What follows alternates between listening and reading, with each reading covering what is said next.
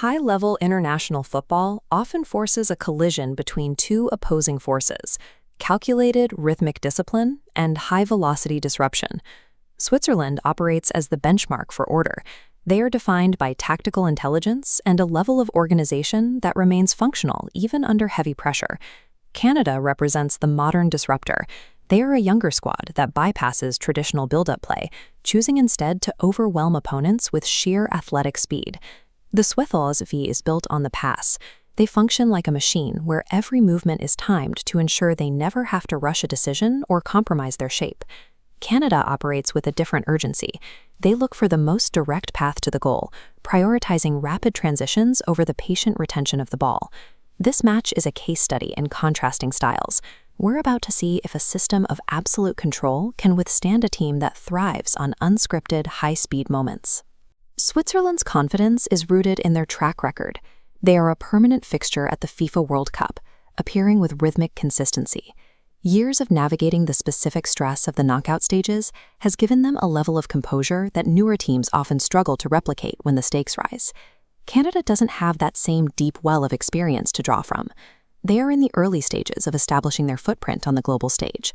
However, their recent qualifying performance has established them as a legitimate threat. They have transitioned into a side that uses its physical determination to close the gap with established powers. Without the safety net of veteran experience, Canada has to lean into aggression. Their best chance isn't to outthink the Swiss, but to outrun them, using speed to negate Switzerland's technical advantage.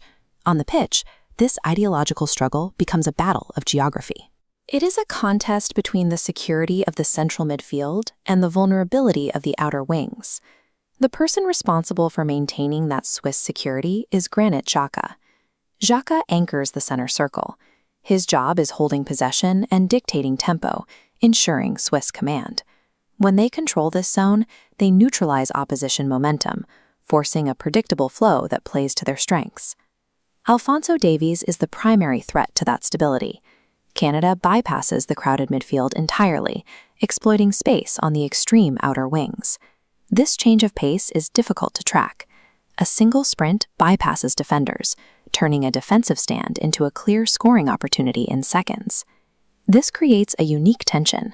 Switzerland can play nearly an entire game with technical perfection, but that becomes irrelevant if Canada manages to execute a single, high-speed transition. For Switzerland to win, they must successfully drain the energy out of the match, keeping the ball away from the Canadians until their opponent's discipline begins to fade. For Canada, the path to an upset requires an early disruption.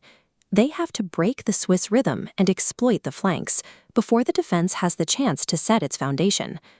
The margin for error in this match is extremely thin. If the Swiss structure falters under the speed of a Canadian break, the internal logic of their entire game plan collapses. It raises a broader question about the modern game. Can years of established European discipline remain a viable defense against a new generation of attackers? Or is the era of slow, methodical control coming to an end in the face of this kind of unpredictable speed? I want to see your predictions in the comments. Does the game belong to the disciplined Swiss or the aggressive Canadians? Let me know and follow for more tactical breakdowns.